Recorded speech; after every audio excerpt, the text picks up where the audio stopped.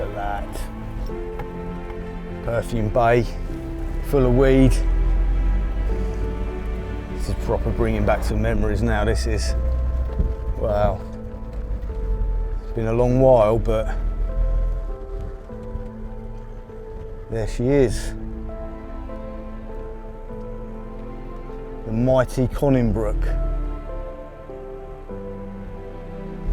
Still makes the hair stand up on the back of my neck, to be honest. Incredible place, steeped in history.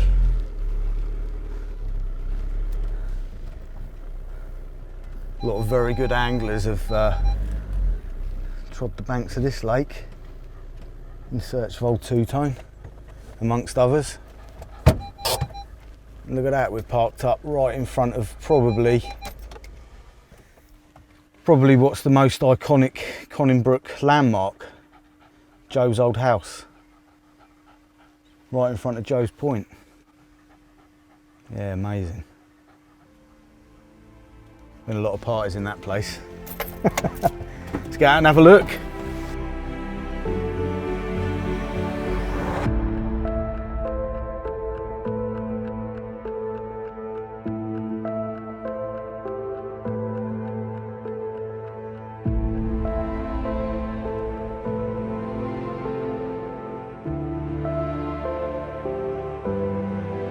It's been 13 years since I closed those van doors in the car park just down the way here, marking the end of my campaign on this magical lake.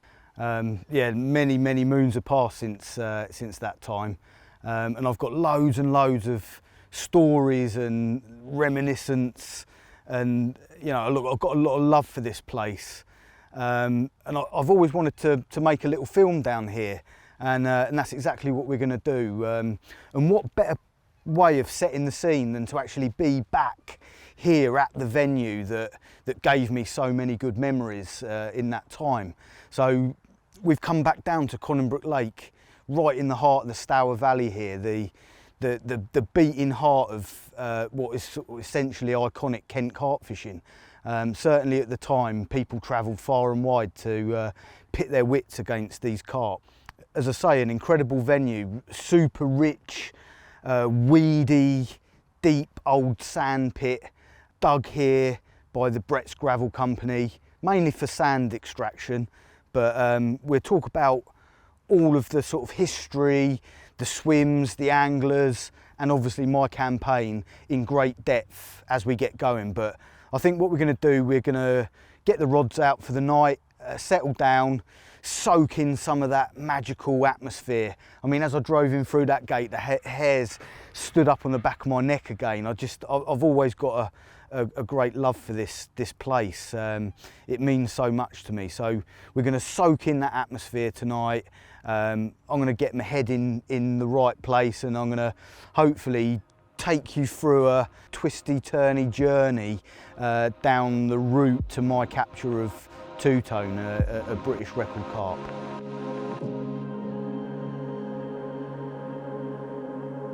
Look at that. There you go, you've got a bed. Huh?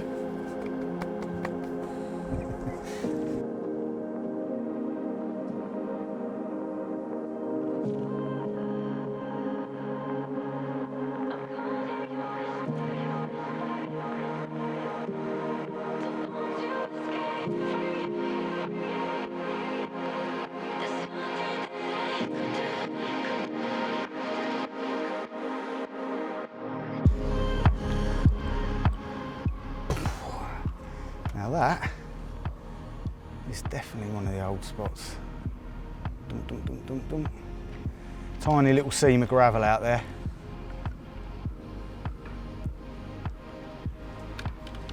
She's still there after all these years. Happy days.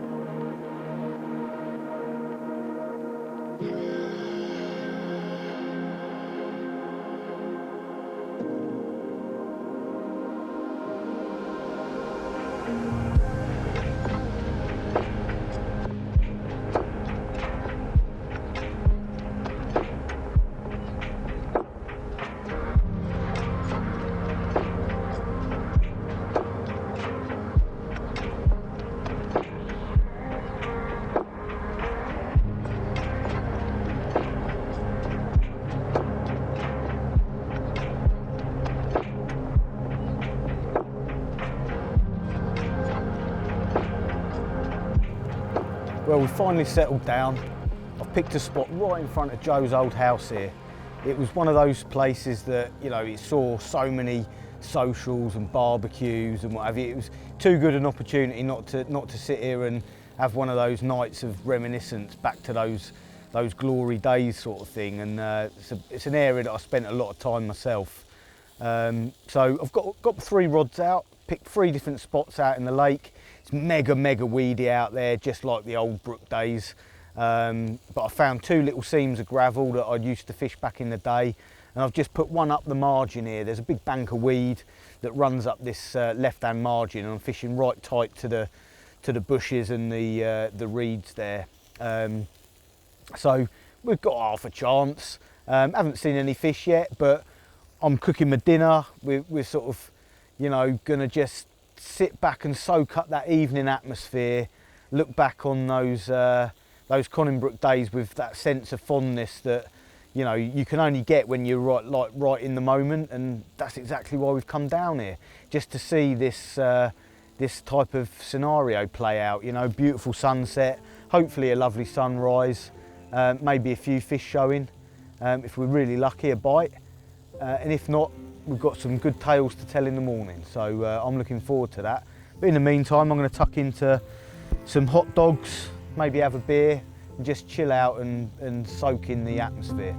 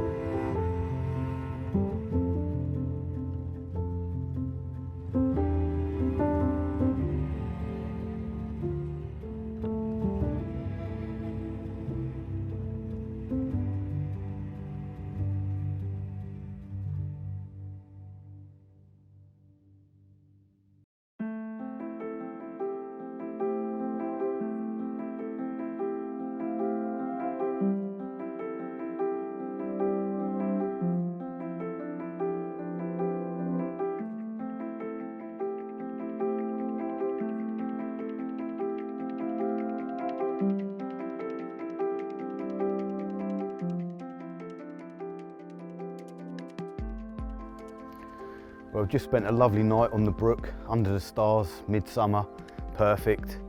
Not a lot happened, obviously, through the night, although I did hear a good fish wallow out in the weed round here to the right-hand side. So, yeah, the signs were looking good. It was, you know, it had that same atmosphere as it always did, if you like. You know, such a special place to be. But yeah, I think I'm gonna sit back on the old bed chair, make myself a nice coffee, and I think that's the perfect time now to sort of take a good reminiscent look back on my my period of angling, a special period of angling for me, and one with so many good memories. So let's take a look back on my years on Conningbrook.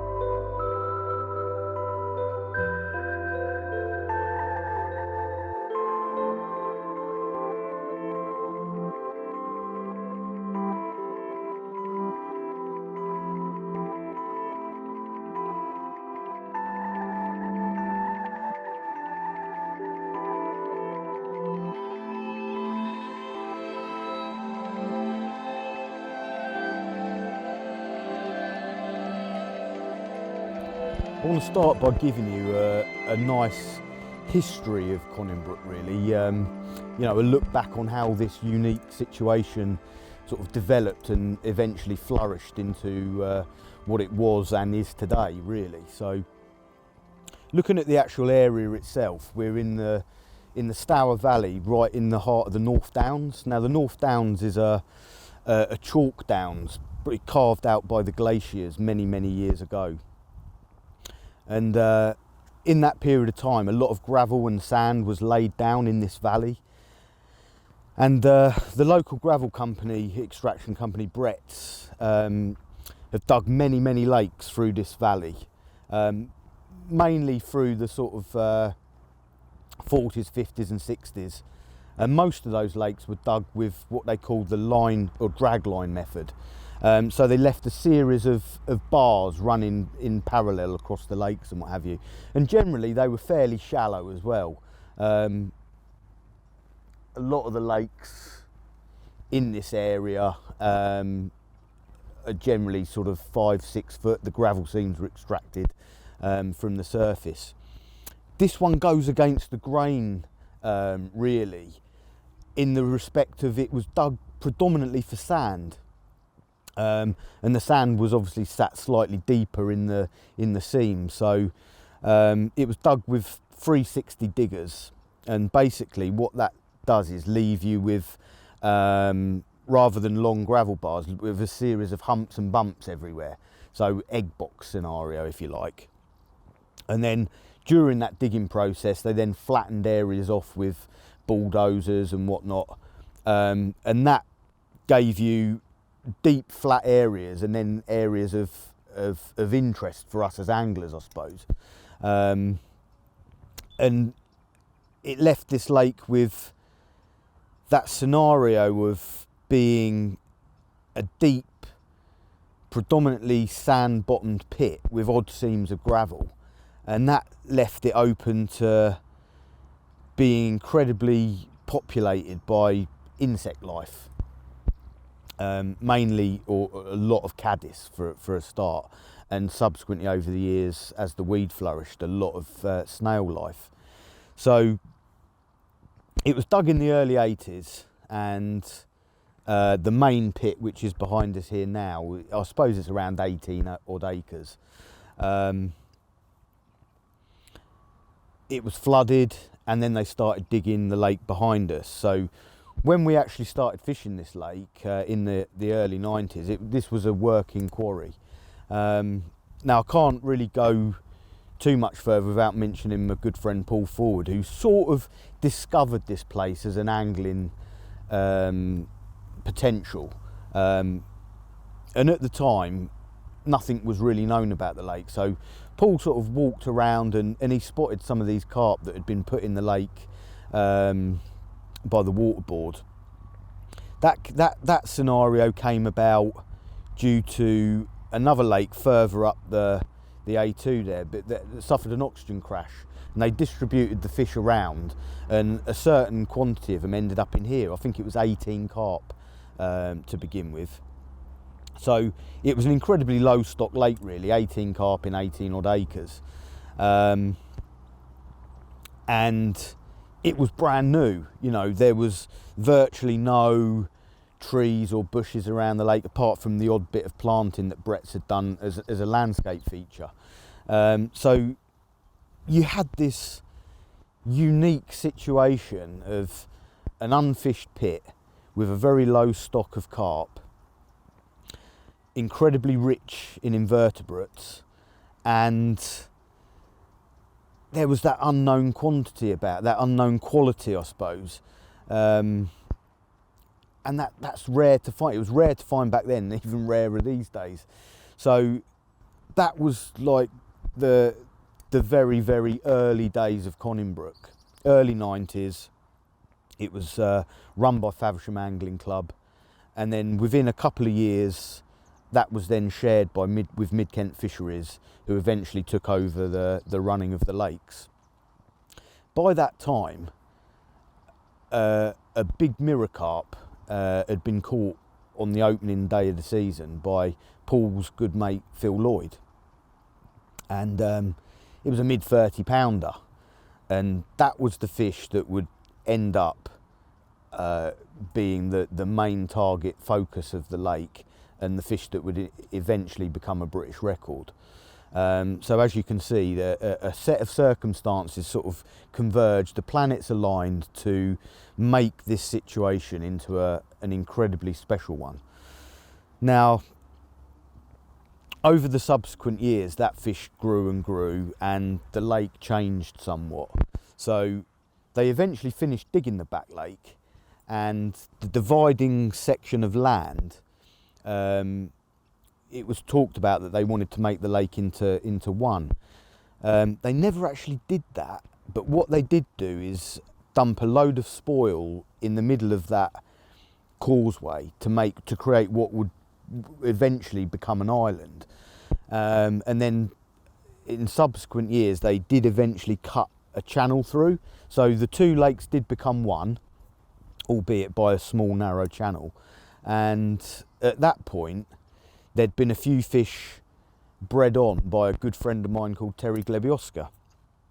Now he took spawn out of this lake and grew it on and reintroduced those fish into the back lake when it was still a separate venue. And so Conningbrook spawn went back into the lake, and so the story goes on, and the stock grows. And also during that time as well, I mustn't forget, a few other fish got in, because obviously we've got the river running through here and the valley floods. So fish from elsewhere did end up coming into Conningbrook. So that it bolstered the stock of the fish to maybe somewhere in the region of 40 to 50 carp towards the time when I eventually came back. But I think we've got to look at the other things that happened as well. So during that period of time, a sports stadium was built on the back of the banks here, the Julie Rose Stadium, and the quarry was coming to a natural end. Brett's wanted to move out of the quarry site, and so it was eventually handed back to the council, who decided that, you know, it was the perfect environment now to make into a public park status and allow the area to be used by the people, you know, the people of Ashford and the surrounding areas. You've got a sports stadium here. They now realised that there was a good chance that people could use it for water sports. So we've now got sailing boats, open water swimming, triathlon training, kayaks, paddle boarders. Everyone can use the facilities now, and you know, they've made a lot of it into little pockets of nature reserves.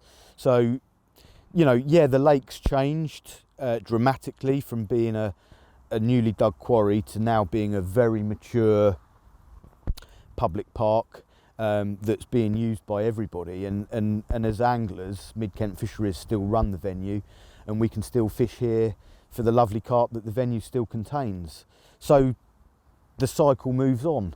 I mean, they're even putting in some luxury waterfront houses at the very bottom of the lake now. So, you know, things develop and time moves on and everything changes, but, you know, we can still fish here, and it is still an incredibly mature and beautiful lake with some lovely old carp There's still a few originals left from that stock, I think only a handful. Yeah, that's a brief history of Conningbrook as it stands today, up until present day. I don't think we can really go any further without mentioning how this whole thing has attracted anglers from far and wide, and you know, obviously the fact that old carp two-tone grew to such gigantic proportions obviously attracted a lot of attention from anglers right across the country, and rightly so. And so, you know, this story isn't just about my time on Conningbrook, it's about, you know, everybody's own journey. And, you know, obviously Paul was one of the first anglers that I knew to really pioneer this lake as such, if you could call it that. And, you know, following on from Paul, you had Jacko's story, eventually culminating in a record capture. Obviously Terry Hearn came here and caught the fish as a 50-pounder and wrote about it in his book In Pursuit. Dave Lane turned up, had a lovely story of his angling on here, and he eventually caught the carp from Pump Corner whilst they were still working the back lake. And you know, the great story is that they were pumping, and you know, you can just imagine old Dave shoveling in the sand from the quarry and the mud, sending out a big slick out into the lake, and eventually seeing that big old carp two-tone showing off on the end of the slick. And you know, he caught his fish and told his story. So you know, loads and loads, so many good anglers have come from far and wide. You know, from the Midlands, Dave Mallin, Stevie Alcott, Jim Hepper. You know, a good friend of mine, Johnny Mack, ended up catching it, and he gave me a lot of encouragement to get over here myself. You know, the captures go on and on. Jim Shelley, his capture from the bay, going against the grain with a great big hit of bait, salty parkles. Yeah, I mean, you know, so many captures. My good friend John Bird, you know, his story was immense, spending a lot of years backwards and forwards on this venue, living in Joe's house for a period of time, and eventually catching the fish again at a British record weight. So, yeah, I mean, this lake was all about the atmosphere, the camaraderie, the anglers. It all became part of the essence of this lake in itself, and that's what made it so special. That's what made the hairs stand up on the back of your neck when you open that gate every trip. You know, there was just an air of expectancy. You know, so many people have spoken about it, and it's so hard to put your finger on those things, but I think it's just an amalgamation of everything. You know, the difficulty. I mean, you know, I can't reiterate to you enough how hard this lake was to get a bite from, let alone catch the ones you were after. People spent immense amounts of time down here in pursuit of these carp. You know, people would go months and years without a bite.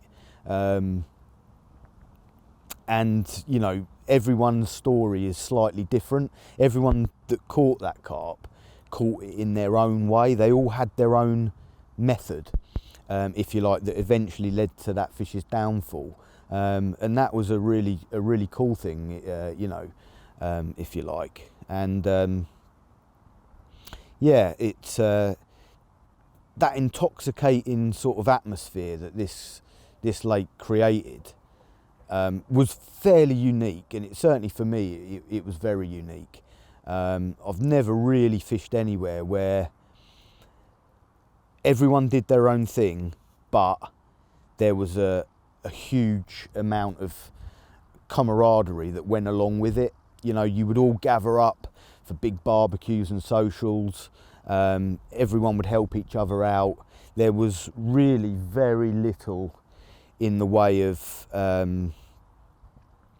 you know, anything other than we're all here for the same thing, but we're all getting on with the job, but we got to get on, we're mates, sort of thing. And that was how it was, and that is a really cool thing, you know, in this day and age to have had that situation. And I was really glad to be part of it in the end.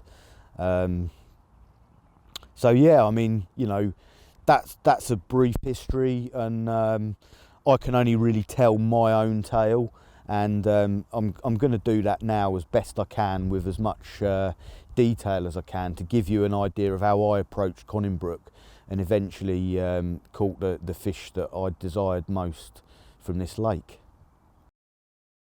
So aside from a few early forers in the early 90s down here, my main Conningbrook journey began in January 2007 when I was sat on the banks of a Medway Valley fishery with my good friend John Mack. Now, I didn't have any really hard and fast plans for that year, but Conningbrook was in the back of my mind. It was on my doorstep as such, you know, within half an hour of my house, and the fish, the carp two-tone was huge at this point. It had broken the British record a number of times, and I was umming and ahhing about whether to make that big step, that big move, and start fishing that venue when I had other tickets. And I was sitting there talking to John, who caught it, and you know, he's very enthusiastic, John, and very encouraging. And you know, at the time I was working full-time in the fire service. I was helping a mate out part-time in his building firm, so as a second job. I had a huge mortgage. My wife was working and what have you, and I just didn't really know whether I had the time and the energy to be able to put into such what I knew was going to be such a monumental effort of a campaign. But John went, "You've got to go for it. You can't leave it." And if anyone knows about timing, it's him. He's good at that sort of thing. And he went, you can't leave it any longer. It's imperative that you get there, and that now's the time to do it. If there's a good time, it's now. And you know, I went away with a bit of a spring in my step, really, and I made my mind up that very afternoon that was precisely what I was going to do. And I went back home and phoned up the office at Mid-Kent and put my name down for the Brook for a ticket that would start that April. So I had a few months to plan and prepare my sort of my game plan as such for fishing this place. And you know, there was a few things that I looked at and a few friends that I had that had fished the lake, and one of them's my good friend Si Bater, and you know, he's an incredibly intuitive angler, and he'd done really, really well down at Conningbrook. Again, culminating his campaign down here with a capture of two-tone at a British record weight. Now, he had done it pretty differently to a lot of other anglers at the time, and he'd given them a fair bit of bait, boiled bait, boilies, which sort of went against the grain to some extent. Or it'd always been caught on boilies, pop-ups, but generally small amounts, and single hook bait fishing. Another good friend of mine, Ian Brown, he really made a big difference with the use of casters down here. He'd gone down that whole caddis route, fishing up the shelf with the caster bags and this little delicate caster rig, and caught that fish a number of times actually, and you know, done really, really well. So there was always, as I said before, everyone had their own method, but I was always a bait person. I was always into my bait fishing and boiled bait fishing, and Si really gave me that incentive to know that if I could get things right down here, it was doable for me in my situation, because if I could get them on my bait, it would give me an advantage moving further down the line, sort of thing. So that was to be my main game plan. How I was to approach it would have to be done when I actually started fishing, because I needed to find out what reactions I was going to get from the bait and how I would actually end up using it. But Baiter's capture and the way he approached it was a pivotal thing for me, knowing that could be done. And so I worked out a bit of a game plan, and how I was going to approach it was I would fish 2 nights a week, but they would be split. So they would be overnighters, and I would fish one at the start of the week before my shift started and one towards the end of the week or in between my shifts in the fire service. So I would get 2 distinct different shots at the lake, 2 different periods of the week where I could introduce bait, look for fish being in different areas of the lake, and sort of try and track down as early as possible their movements and favoured areas and whatnot. Because even though you get history and you've got friends that have fished it, every year's different, and you know, the weed could be different, and it certainly that's what happened as time moved on. You know, they were 2 very, very different years that I fished this lake. So yeah, I was going to split my sessions up, and the only time I would condense them down would be if the weather looked incredibly good, or the fish were gathered in a particular area en masse, or I'd seen that big un, and I thought it was game on. Other than that, I would split my time, and that suited me for my work commitments and family life and what have you, and that was just the way it was going to be. Bait wise, it was going to be an out and out boilie approach, and we would see as time progressed how that planned out, whether I would use a lot of bait or keep it into small pockets. As I say, it was still a low stock lake at the time, and they were very natural fish. They ate a lot of natural food. So I'm not going to go through every single capture throughout the time I was on here. I actually fished this lake for around 18 months. But I'm going to pick out some of the key captures and the salient points and some of the stories that would help build my picture and journey of Conningbrook, and eventually lead to you know, how it all came to a pinnacle sort of thing. So obviously I'm going to have to, the first things first, the first capture, and that came right at the end of April. I'd already done a few trips, started seeing the fish, introducing a little bit of bait, but the first capture came from directly opposite where I'm fishing now, in a swim called the Long Lawn. And the lake was busy, as lakes are in the spring these days, especially when they held the sort of fish that this place held in those days. And it was difficult to manoeuvre about. You were always playing a game of cat and mouse, like a big chessboard it was down here, and you know, you were always looking for opportunities to move into areas, and you had to react quickly. It was very reactive fishing, I found, to begin with. So I'd thinned all my tackle down, kept everything to a bare minimum.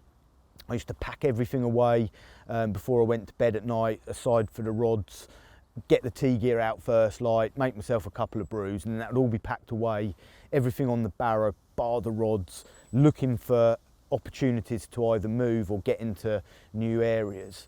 It was like that. It's very, you know, you had to be on top of your game. There was a lot of very good anglers here with motivation and drive and desire for what essentially was the biggest fish in the country at the time. So it was like a battlefield, but you were all, you know, you were all playing against each other, but you know, that was just how it was. So I eventually saw some fish in this area, managed to move in there that afternoon, and I quickly located these 2 small strips of gravel in amongst some decaying weed beds from the previous year. And I got my rigs out there. I was fishing very simple at the time. I hadn't developed a particular style or method, because obviously I'd only just started fishing. So I started how I did on most waters at the time, which was straightforward stiff-hinge rigs over a small spread of bait, looking to get them early bites. So I put a few pouchfuls out. It's probably, actually, looking back on it, the rod that I eventually got the bite off the following morning did have quite a bit of bait spread over it, which obviously again boosted my confidence. But to cut a long story short, the following dawn broke, and it was flat calm. And I saw a fish immediately in front of the island, and it was a fish that we had known as the dolphin. Now this character of a carp, lovely old mirror carp, he used to love these aerial shuffles, and he'd always give the game away as to where the bulk of the fish were. And he just spent so much time in the air with his pecks out, and it was almost like he was having a good look around. He'd almost be suspended, like suspended animation, and before he sloshed back in, and then you'd see him show 20 yards to the left and then 30 yards to the right, and he'd be all over the place like this. And that morning was just like that. But the bulk of his movement was in front of this island area. And I thought that whoever was in those zones was going to get a bite at that point. And then two mates turned up, Smudger and Blue, into my swim, and demanding tea and all that like they do. And I just stuck the kettle on, and my right hand rod's melted off. And I was fishing braid at the time. It was a violent take, and out of the blue, and it was one of them moments that I'd waited for and hoped for. And it was real heart in the mouth stuff. I've gone down, pulled into this fish, you know, stripped 10, 15 yards of line, weeded me immediately. I managed to get it out of the weed, and you know, it's kiting backwards and forwards. I've waded into the lake. My mate Blue's got the net, and we've seen it roll, and it's a mirror. Oh my, you know, a brook mirror. Couldn't believe my luck. Obviously weren't big enough for the big one, but nevertheless, this beautiful chocolate brown mirror came rolling into the net, and the jubilation and elation that I felt at that moment is hard to describe. You know, first blood on a really, really difficult lake, a lake that I'd sort of known everything about and been down here at times from its very beginnings, with such a savage reputation. It meant the world to me at that particular time. So I'd caught the dolphin at the end of April, a brilliant start to my year's fishing. You know, it was always in my head, just get the first one, get that first one, get him under your belt, and you can work on from there. But I think in my heart of hearts, you know, I knew if I could get the first one, I was always looking at that scenario. If I can get half a dozen in a year, I've got a really good chance of catching that big one. Because it was always bandied about, you know, if you could get 3 bites and catch that big one in your first 3 bites, that was how it was often done. If you went past that point, you were often in it for the long haul. You'd pretty much, from history, have to go through the whole stock of fish before you got your chance, and some people never did. But I just thought to myself at that time, if I can get half a dozen, I'll be happy. The next sort of key moment was finding out about how these fish moved about the lake, and I soon worked out that they loved the northerly and they would move on it really quickly. And I managed to get myself into position on Bird Point, right down the very far end of the new lake, on a brand new northerly, and I actually caught a brace of carp in May. One of them was known as Joe's fish, and the other one was another of Terry Glebioski's stocking that I told you about earlier in the film. So not original fish, but a brace of Conningbrook carp nevertheless, off of Bird Point on a brand new northerly. And now that gave me a bit of an incentive and a bit of an idea that, you know, I needed to watch the weather really closely and try and react to these new weather systems. And it also made me spend a bit of time in that back lake, and that's when I found out about all these topographical scenarios that I was talking about earlier. The main lake here is not featureless, but a lot of very smooth, clean bottom and only a few shallow areas, whereas that back lake, it was more like that egg box scenario that we spoke about, and lots of little humps and bumps, and a great big long central bar, which was the old road that divided that lake. And by way of features and weed, it held a lot more attraction. So if the fish did turn up there, there was a good chance that they'd get their heads down and feed. And if they got in there in numbers, it's a smaller lake, so you had more chance of being right on them. So it was somewhere that I decided to concentrate a lot of my efforts as the year progressed. The other key feature that I learned pretty quickly was the island was like almost like a magnet for those fish. It was like the central zone, if you like, the big, almost like a magic roundabout, I think. You had two beautiful bays either side of it that it created. Pump Bay one side and Perfume Bay to the other side. And then you had the channel that ran through into the back lake that was like a funnel point, obviously. And then the fish, as they went through, would spread out. So if you were on the island, you could pretty much cover a lot of these zones. And it became apparent that, you know, there would be a bun fight for the island a lot of the time. A lot of guys knew that the big fish had been caught off there a number of times. It was a good zone to be in. So I knew it would play an important part at some point, but I also knew that it was a busy area, if you like. So I decided to concentrate most of my efforts in the back lake itself. But that same year I did get a good chance to go on the island. Two-tone had got caught that May out of Perfume Bay, and at that time a lot of people drifted away. If the big one came out, they would go off to other venues, other lakes or whatever, and it left the lake quiet. So I took advantage of that and started baiting a spot off the island. And after a couple of weeks, I got a take, and it was the like second in command, the friendly mirror, an upper 40, 46 pounds at the time. And again, that was like a major moment in that first year. I knew everything was starting to come together, that they were eating the bait. If I could get in the right positions and zones for the right weather systems, I was fishing with confidence, and if the stars aligned, I was getting the bites. And that is the key factor to fishing these really hard lakes, and you've got to keep that momentum going. So I was now, you know, 100% focused on my fishing on Conningbrook, and like I had a plan in my head. I just needed to keep the bait application going in, and things would come together.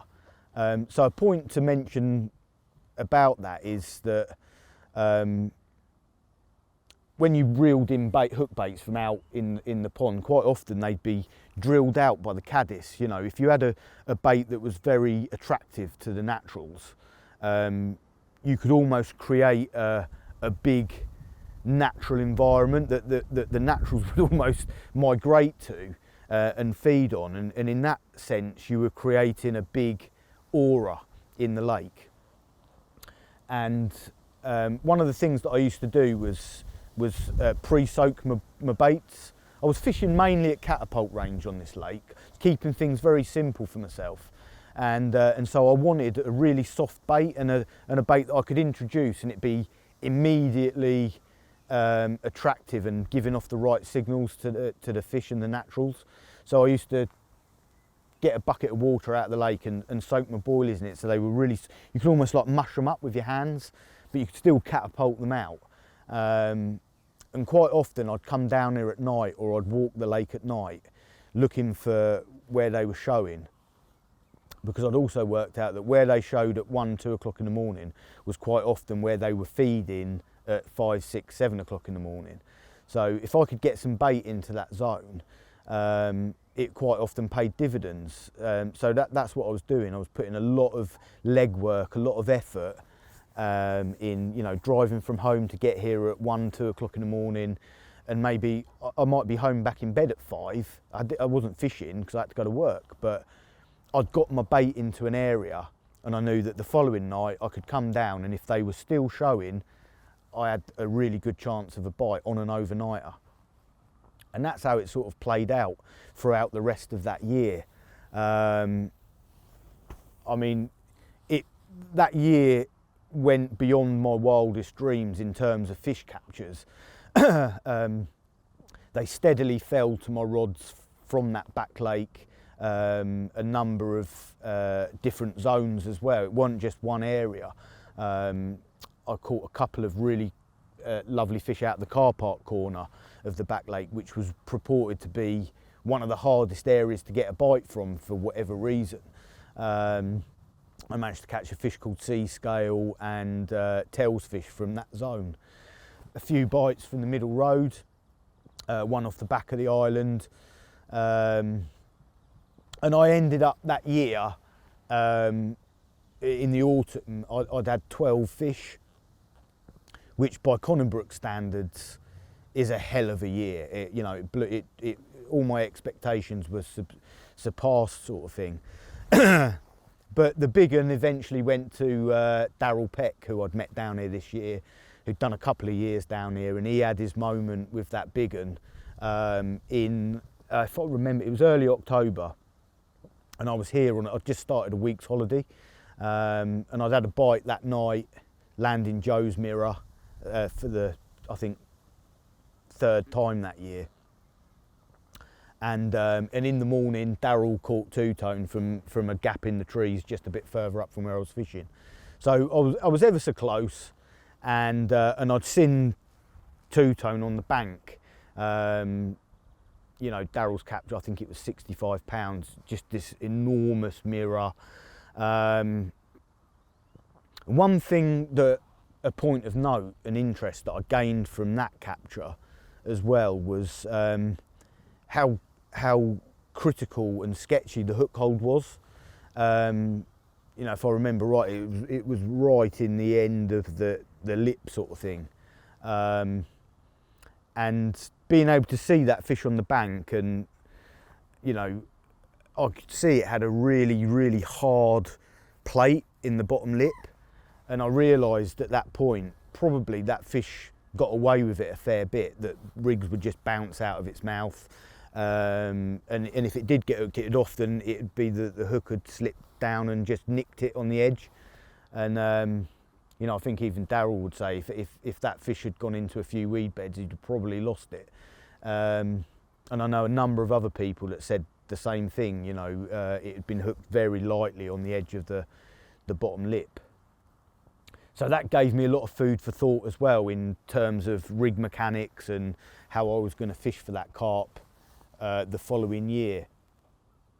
And so over the winter I plotted and planned, and I ended up going back to fishing my favourite rig of the time, which was the multi-rig.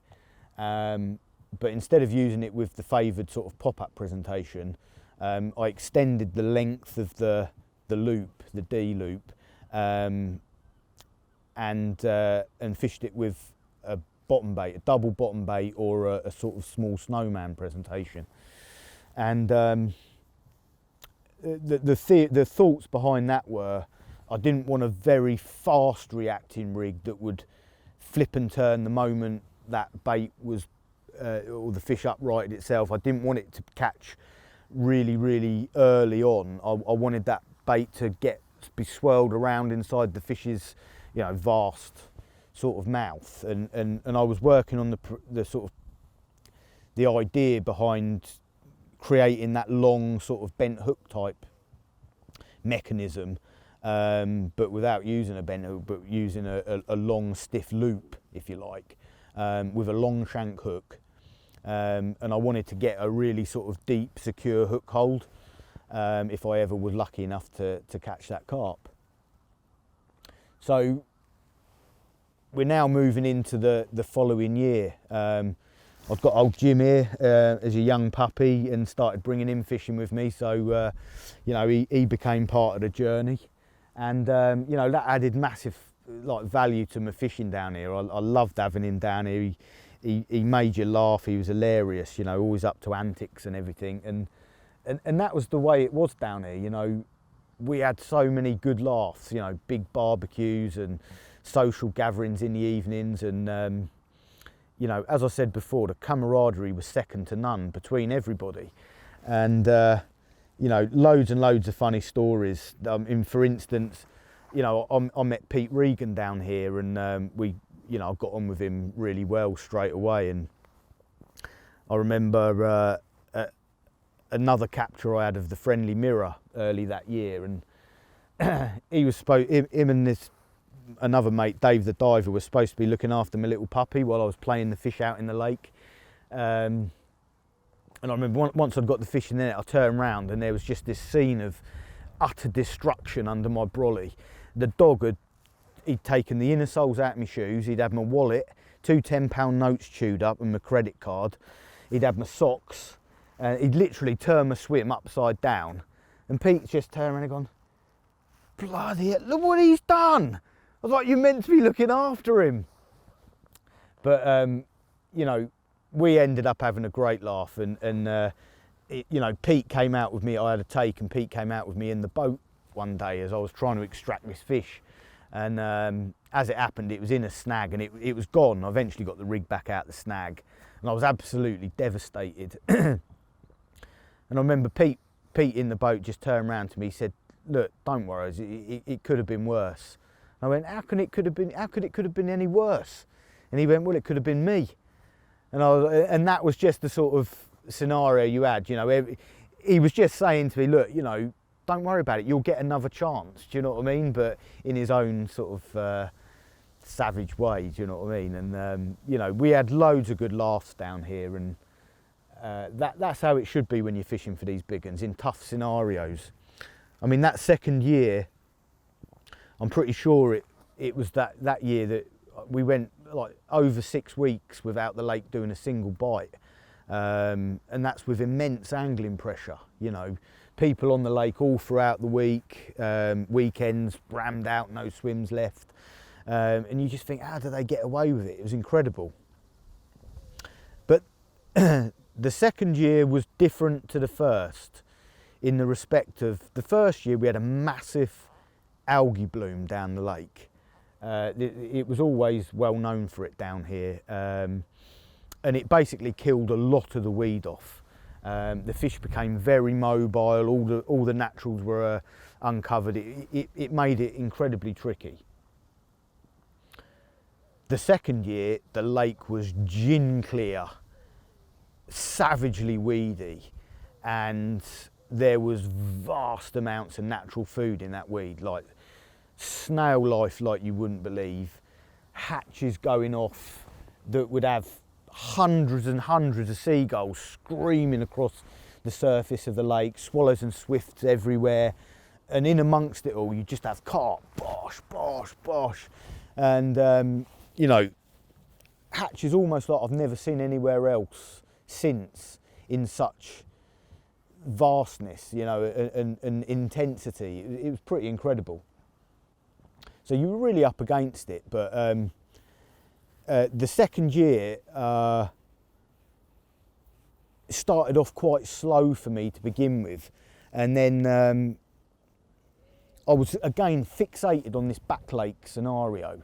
Like, I knew the fish the big one had been caught out there a number of times, and it always seemed that little bit quieter down there. A lot of the old guard anglers would put a lot of time in on the main lake, and there was often opportunities down there where you could almost have the lake to yourself for a period of time, and the fish would move in and you'd get an opportunity, and then like other anglers would move in, and once the pressure came, the fish would slide back out into the larger volume of water in the old lake. But a few opportunities occurred early on, and I managed another Conningbrook brace one morning. In thick fog, I'd got a fish called the Little Long Common in the net just on first light. And I called my mate Little Richie Curtis round from Bird Point to photograph it. And as he turned up in the swim, I got another bite and landed one of Terry Glebiosca's old mirrors. So a Conningbrook brace is a special moment sort of thing, and I relished that. And as the spring went into summer, I sort of picked a few other fish off, mainly repeat captures, unfortunately, until it got to a point where the bulk of the weed ended up in the big bay down to my left here, which is an area that was renowned for summer captures of the big un. It was an area where I think obviously Jim Shelley had caught it from there. I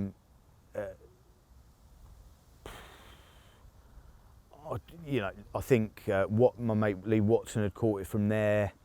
Jim Hepper had caught it from the sign, fishing up to that bay. Loads and loads of captures anyway, and it was a good area for summer fishing. It was basically a massive plug of weed at the time, enormous. And that was where I lost the fish when Regan was in the boat with me. And we'd gone out there, and I'd seen so many fish in that area. I had to start fishing wherever I could to fish up to either the back of the weed or the gaps in the weed. But it was almost like a bun fight over 4 swims that sort of controlled that area. And after a few weeks, I noticed something, and it was all the fish that I'd seen showing or with their backs out in that zone seemed to be the smaller carp of the lake, the sort of the cricket bats and the mid-20s and what have you. I hadn't personally seen the big un there, and I hadn't seen any of the real characters there as such, which had me scratching my head. So I started fishing back on the island, a long way from where these fish were at the time, and it was at that point I got a really, really good sighting of two-tone close in the channel off the side of Perfume Bay here. And I managed to video it, and it just looked immense, blew me away. And obviously it intensified my efforts in fishing in that area for that time. I put a lot of bait there. I used a lot of pellet for a change as well to clear the weed. And it just sort of fizzled out. I think I caught the little friendly common, and then the area seemed to die a bit of a death for whatever reason. And the fish just went on the missing list again. So you feel like you're starting again, but this is where, in all manner of especially big carp fishing, it seems that those sightings and the planets aligning are all sort of a coincidental thing. Nothing goes without something else fitting into place, if you like. And this is how it actually transpired. So over those following weeks, I started looking back down this bay end again. And I came down between my night shifts. So I wasn't fishing, I was just looking. And I was sat down on the bottom bank, looking up the lake, watching these fish in the bay with their backs out the water, dorsals plinking up and what have you. It's like same old, very little getting caught. They were safe in the weed.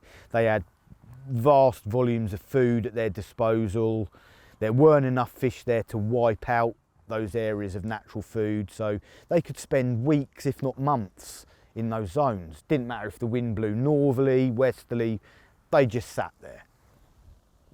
So I was sitting there looking at these fish, trying to work out a game plan of how things were going to progress into the autumn time, because we were now like late July.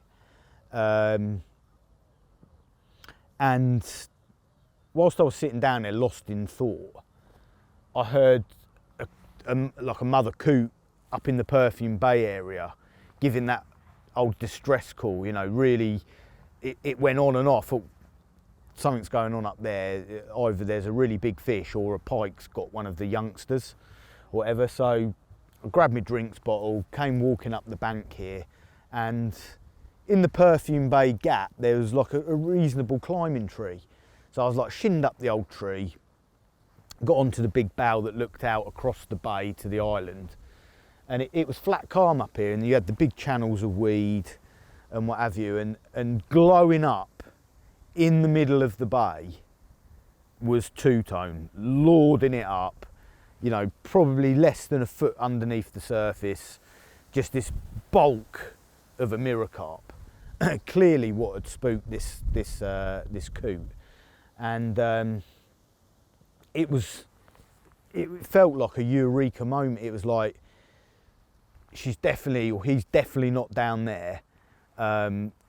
She's up here in Perfume Bay, an area that I knew that fish loved, probably almost more than any other area of the lake. It'd done so many captures from that zone, either off the island or the flat bank.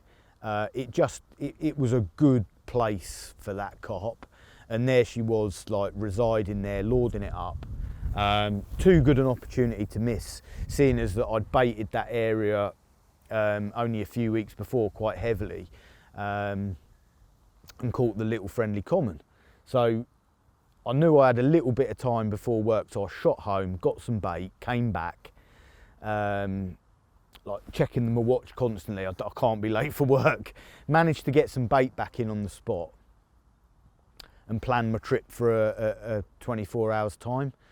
Anyway, I came back. Obviously, I'd kept all that information to myself. You know, I wanted that opportunity, and I know they don't come along very often, where an area is getting left alone a little bit, you know, lightly fished. Everyone's main concentration was down the other end. So, but I knew it wouldn't last long. Someone only had to clock that fish or whatever themselves, and it would be game over. But I had my opportunity. I came back, and my first capture coming back, as I say, was a repeat capture of that little friendly common. I couldn't be that. I think that was my third time that I'd caught that fish, and I'd seen it hanging around with two-tone a number of times. So things were starting to come together, if you like.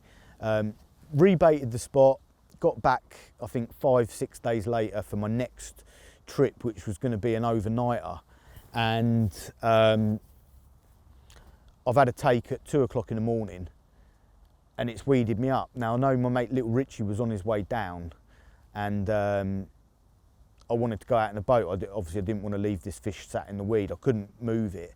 But before he could arrive, I had a couple of bleeps on the rod, and I picked it back up, and I just wound a big ball of weed in. The fish had gone. I was a bit gutted, obviously. It was one of very few fish that I ever lost on Conningbrook. Only had a couple of losses, thank God. But that was the end of that. That was the only bite of the night. The following week, I've got back down, so we're now into early August, and I did 2 nights on the island, and on the second night I've had a take off of that spot in Perfume Bay, and it was one of the rare ones, a fish they called a bullet hole common, and like an upper 20. Didn't do many captures at all, that fish. So again, it gave me great faith in that spot that things were happening, you know, like good things were happening. It had gone from being like silty with a small bit of pea gravel to one end to being quite clean enough for me to be happy to use my bottom bait presentation on the zone. And that was what I did, and I backed off of the baiting scenario. I didn't put quite so much bait in. I didn't want it getting stripped out and then the fish just not wanting to use it anymore. So I backed off with the bait, and my next trip was planned in for the full moon at the middle of August. It was a time when everything was building up to this time, and sometimes that intuition, that knowledge and the watercraft and the things that you've seen and the events that are happening, not only are you fishing with confidence, you're almost preempting scenarios. And I knew that moon was a crucial period and a crucial time for this fish. She'd been in the area, I'd had captures off the spot, and a lot of the other carp were still down the other end, as I said to you before. It was just I needed to get that swim, and I'd finished my shifts at work. I'd had a day's work with my mate and his building firm, and I was coming down for a 2-day trip coinciding with this full moon phase. So I drove home, put all the kit in my van, grabbed my little dog Jim, and we've accelerated off down to the lake. You know what it's like, it's late afternoon, early evening. I wanted to be there and get this swim. It was a Thursday night, and I was like, shouldn't be too busy. And I got halfway to the lake and I realised I'd forgotten my camera. It's like, no! So I've spun the van round, phoned my missus quickly, said, can you get the camera ready for me? I've drove home. She's dropped the camera off to me through the windows of the van, and I'm like, right, I'm off now. Hopefully I won't see you till Saturday. And I've drove back to the lake. There's always a drama of some description in there in these events. But I've drove through the gate, come up to the signing-in book, which tells you pretty much who's on the lake. You had to sign in at the quarry. It's still a working quarry here at that time. So health and safety, you had to sign in, blah, blah, blah. There was one name in the book, Gary Rochester. I was like, please. And I knew he liked the island, but he also fished around and about. One of the great characters of the lake. I was like, please don't be on the island. And as I pulled out of the car park to drive up to that area, I just had tunnel vision, like up the lake, looking for his brolly or bivvy or whatever. And I clocked it in the long lawn. And there was this feeling of like, thank God for that. It just washed over me. I was like, I'm on the island. I'm exactly where I want to be for this period of time. Have the planets aligned? You know, is this going to be the one sort of thing? And after that, everything went into slow motion. Really, I stopped off to see Gary. There was no rush involved after that. I knew I was there. I got the swim that I wanted, where I thought things could happen, and it was just like, right, relax now. You've earned a bit. Gary always had a big crate of beer with him. He's always on the barbecue. Such a lovely guy, you know, so generous and accommodating. Anyone could go round to his swim and he'd like feed you, water you, you know, look after you. Like a great character. So I spent a few hours with Gary. Slowly got my rods together. Put the rigs into position. Settled down for the night with Jim. Waited for the weekend's events to unfold, really. And that night, the night before the full moon, a heavy mist descended down onto the lake. You know, it came in like early hours of the morning. I was still up, and that old two-tone had been caught a number of times on these misty mornings. So that was another, just one more of those things that was in my head. I know Terry's capture, thick mist. I think Jacko's capture, thick mist. A number of captures in them sort of conditions. So when at, I think 6:30 in the morning, I had a big liner on the Perfume Bay rod right up to the blank and back down. I was like, whoa, things are happening. You know, you couldn't see anything. You couldn't see your hand in front of your face almost, but a bit, I was using long drops on my bobbins, had this big liner up and down. You know, things were looking up. Over that next couple of hours, I had 3 or 4 more liners on 2 rods, the Perfume Bay rod and the front of the island, and but no take came. So I knew there'd been fish in the area, and I'd also been told by a lot of friends that when that big one moved in on you, because of the length, once you had 2 pecks that were totally different, one like a big round normal shaped peck for a carp, the other one was, I can only describe it as like a great big canoe. It was like a long, like paddle shaped peck, incredibly long. That I think when she flanked over your spots and went in, it almost like scythed through the area and would give you these liners. So that was another point, in fact, that I was thinking, is she on my bait? Is she here? The signs were all looking good. Well, the mist burnt off, all the weekend anglers turned up, the lake filled up. I mean, you know, by that time there was, you know, a big furore around the lake. My mate Little John had caught two-tone that April at a British record weight, 67 pounds. She hadn't been caught since. I mean, that was the biggest weight she'd ever been. It was enormous. The lake was in its absolute prime, crystal clear, weedy, full of naturals. It was like, Jesus, you know, when's she going to make another slip up? So, like, literally everyone was here that Friday, and you know, the day ticked by. It was hot, typical for late August, hot and sultry. I shot up the shop, got a few supplies for the evening. There was going to be I think it might have been Adrian's birthday, so Gary was going to do a big barbecue party in the long lawn. You know, so we got organised for that.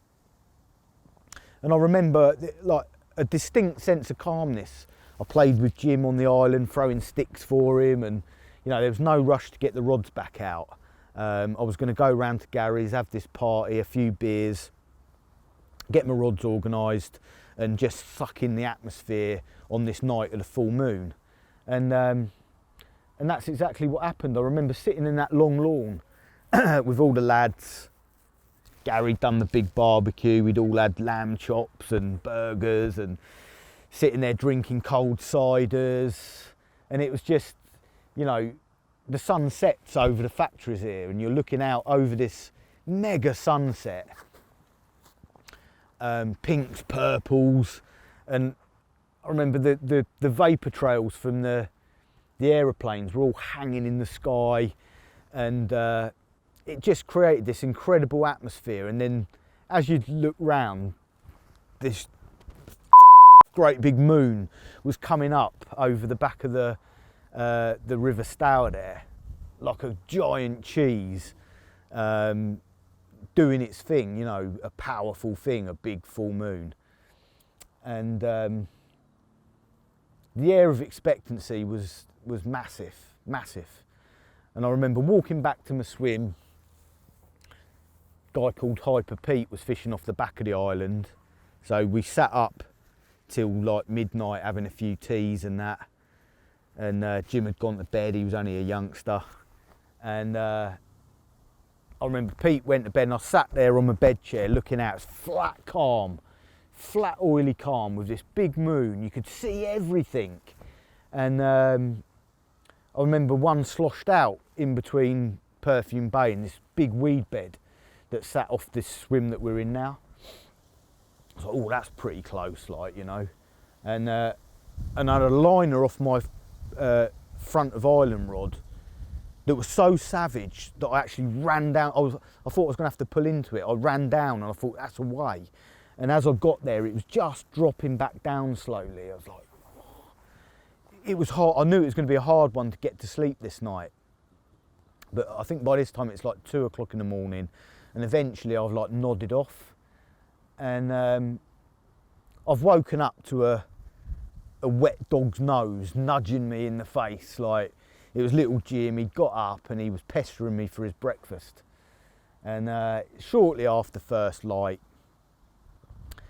and it was warm, muggy. The cloud cover had descended on the scenario. It held the heat in. I sort of swung my legs off my bed chair, and it was one of them mornings where you can just sit there in your shorts and t-shirt, make your first cup of tea and be really comfortable, you know. It was one of them mornings. So I stuck the kettle on, poured Jim out his breakfast and what have you, and that kettle hadn't even had time to boil when the rod in Perfume Bay signalled a ferocious take. It was just one note in. There was no time to stick the waders on. I just ran barefoot down the grassy slope of the island to the gap where that rod was, and I could see it like test curved in the. I had a bank stick up against it, sort of thing, and it was wrapped round against this bank stick. The clutch was fizzing, and the line was ping tight. And as I picked the rod up, the spool was, it just felt like it was melting in my hand. I was trying to slow this fish down, and it was an impossible task. The power was ferocious and relentless, and it just ripped metres and metres and metres of line off my spool. I was thinking, where's this one going? Like, I can't even slow it down. And eventually it started to slow, and I realised that this fish had reached this enormous surface weed bed out in front of the reed swim here. And everything ground to a halt. I was sort of putting the rod under full test curve, couldn't move anything. I was walking back, taking all the stretch out of the line, just keeping as much pressure on as I could, hoping for that moment of movement. That moment never came, despite, you know, a lot of time and effort. Hyper Pete had come round, and a few guys they'd heard the take and what have you, and you know, it's one of them scenarios where the only real option was the boat. So I put the rod down on the rest, quickly shot back to my van, got my life jacket and a little net that I'd cut, that my first ever carp fishing net that I'd sort of cut down for use in the boat if ever that scenario occurred. Got a little unhooking mat as a kneeling pad for the boat. A couple of the lads rowed the boat up from down the bottom end, and I jumped in with Marshy, who was going to be the guy on the oar, and helped me out whilst we went out to extract this fish from the weed.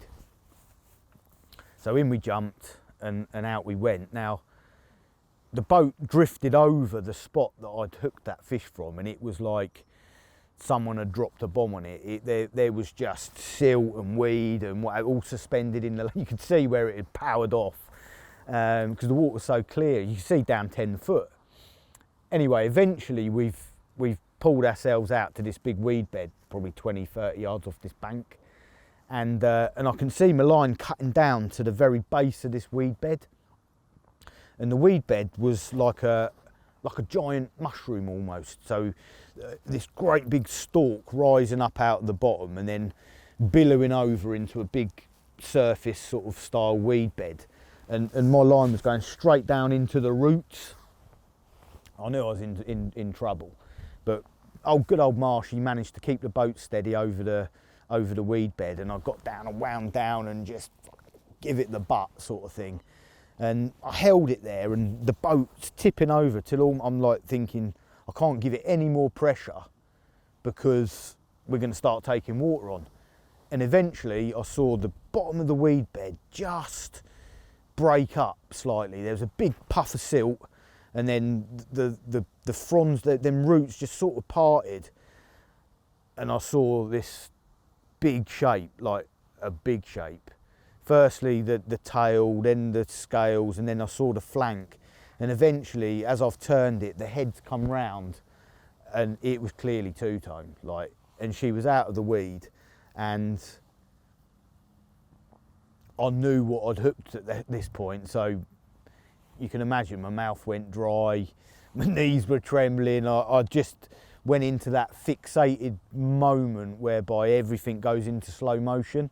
And good old Marshy, I mean, you know, I couldn't have asked for anyone better in that boat at the time, because that fish gate, it run me ragged. It went from weed bed to weed bed. It took me from in front of this swim here, way across in front of the island, and a number of times that I watched it power down, disappearing from like 3 or 4 foot of water into 9, 10 foot of solid weed. And I've had to sit there and just wait and gently coax her back out, and then she'd turn the boat round to the next weed bed, and yeah, it was fraught with a lot of anxiety, I ain't gonna lie. You're just expecting any moment for something to go wrong, you know. You're in a situation when you're in a boat, you're not on solid ground, you're relying on your man in the back of the boat to use the oar to steady everything up. Eventually that fish started tight. You could tell, you know, when I was putting pressure on, that she was yielding line to me, and I knew that it was getting close. So I shuffled that old net to the front of the boat, and this is the crucial time. This is the time when you don't want your line going around the tip ring or whatever, as can happen in a boat quite often during these netting processes. I was going to have to do it myself because Marshy was having to hold the boat steady, sort of thing. And I just remember seeing her coming up through that clear water, and you know, as I lifted her head, I shuffled that net into position, sunk it, and it was now or never. I just drew her gently over that cord, and just bundled her in. In she went, and I remember just like holding on to that net. I dropped the rod, and I just collapsed in the front of that boat. I was literally, it weren't physical exhaustion, it was just mental exhaustion.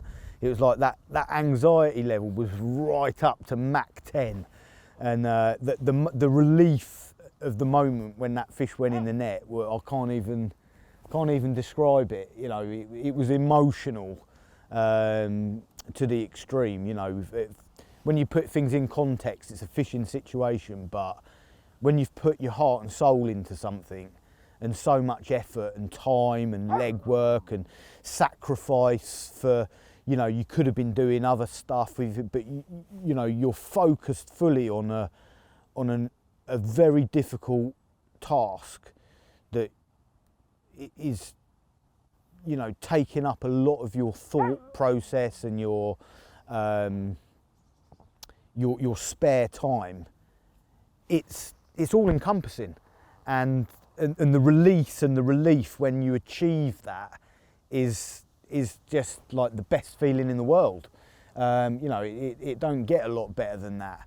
And all that aside, I knew that I'd got an absolute giant in the net. It just looked ridiculous. And you know, we've secured her at the back of the boat, and Marshy's paddled us in, and I'm just euphoric. I didn't know where, I lost all sense of time and where I was or whatever. It just all went into a mad sort of situation where quite often with these things, it gets took out your hands a little bit even. You know, there's a lot of people there and everyone wants to help out and make sure the safety of the fish is paramount. You've got plenty of mats there and water and what have you, and you know, get the job done. But you know, so I distinctly remember the moment we put that bar through the scales and lifted her up, and I can't remember if it was mate Andy Kidd or something. You know, someone said 67.12, 67.14. I was like, it didn't register at first, and then I thought, oh my God. And then someone went, that's a new record. And you know, it still didn't sort of register. And all of a sudden, the realisation that, you know, there's a good chance that after a scales check, you're going to be, your name's going to be in those record books alongside not only a good couple of really good mates, Si and Little John, but the likes of Jacko and Mark Toland and Terry Earn and Dick Walker and Chris Yates. You know, that is a special thing for your own personal angling, and a moment that is only ever really going to come around once in a lifetime. So I sat back and I knew that this was a once in a lifetime moment, and you know, that's a very, very special thing to happen. Everyone eventually went on their way. The documentation went in, the scales went in, and they settled on a weight of 67 pound 8 ounces, and that was a British record that stood for I think somewhere in the region 7 or 8 years nearly.